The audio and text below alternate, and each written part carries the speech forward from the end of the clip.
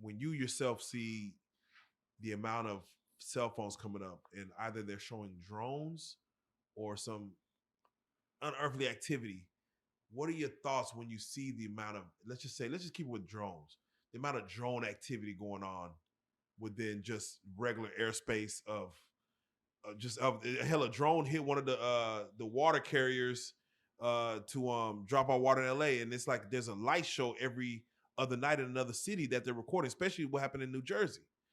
Give me your take on that as far as what's going on with these unwarranted situations. Right. Okay. So the gentleman who martyred himself in the Cybertruck in Vegas, before he died, he released some documentation saying that these drones are from a Chinese back engineer program of anti-gravity propulsion systems. And as soon as I saw that, I'm like, some of them look like, non-human intelligence, but then some of them just scream China to me because they say they seen them coming up out the ocean and then going over into airspace that we own. Now, if you look at what China has been doing with Taiwan, they've been blatantly going into their airspace over places they're not supposed to provoke an attack. Now, I received some information, and you can pull this up. Um, our military found out where the command center was for a lot of these drones. It was a Chinese satellite that they shot down, and the satellite went down over Argentina. Mm. So that footage exists. So, to me, and then we see China show their two new fighter jets, their stealth bomber. I see them showing that type of stuff. To me, it was just like, look, we're going to take Taiwan. There's nothing you can do about it.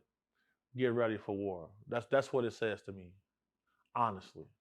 Yeah, I believe Russia and China were flying very close to Alaskan airspace to where um, it just brings the question like, is America still the superpower that we feel like we are?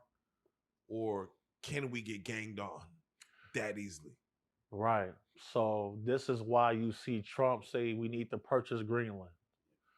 We need to make Canada the 52nd state.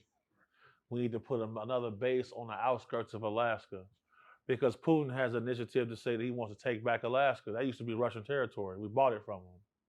So we can get ganged up on. But the problem is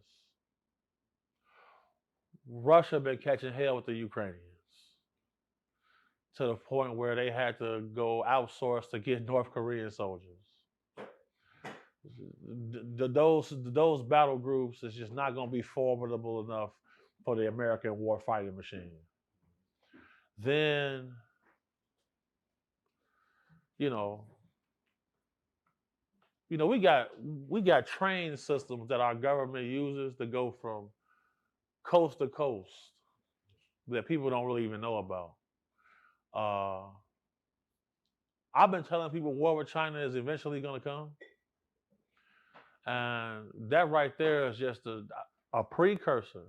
Oh yeah, no, it definitely does bring worry. So I have to ask, when it comes to Trump saying I'm going to declassify the classified files of the JFK assassination, MLK assassination, and show the world whatever we were holding back, we're going to give to y'all. And then immediately you see the JFK situation to where it looks like they're showing that uh, the guy riding in the car with him possibly could have had a gun on him and possibly put one in JFK.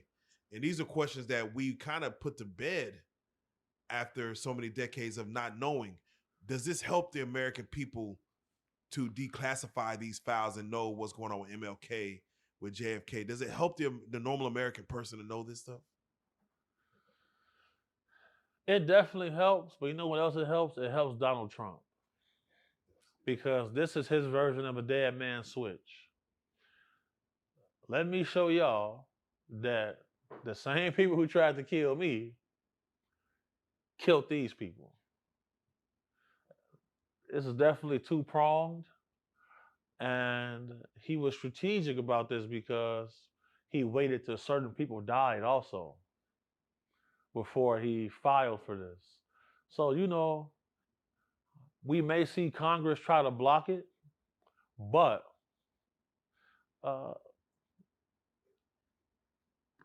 Do you think the American people need to know what, like, do we need the information of what could possibly mess us up about our thoughts on America? if you want to change democracy, you have to create an idea.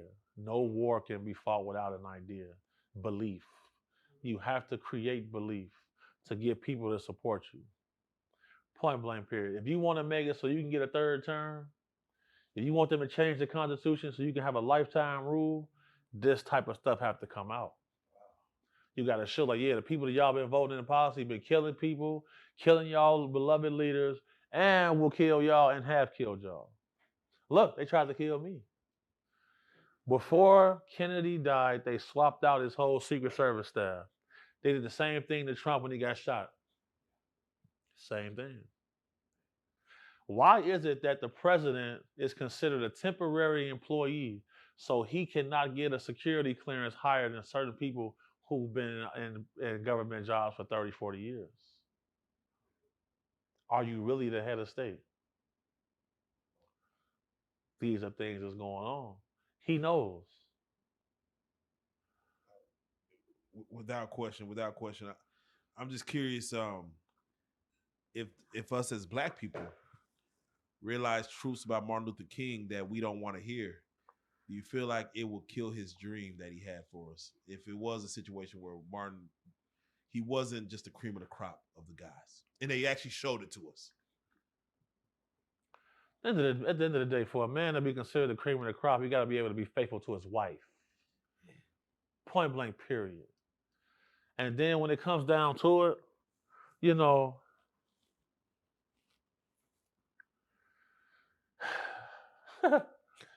some of the same people we seen him with, Jesse Jackson and Al Sharpton, they knew what happened, man.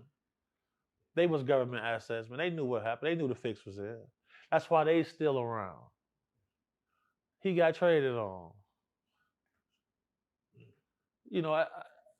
Al Sharpton is a documented FBI informant. Document. Right. So, I really don't think most Black people is going to care, honestly. Because, we busy chasing money, trying to keep the lights on. Yeah, it seemed like they already took him out of schools. Like, hey, we ain't about to really teach us Martin Luther King stuff. We ain't about to really hold on to that. Right? Real life.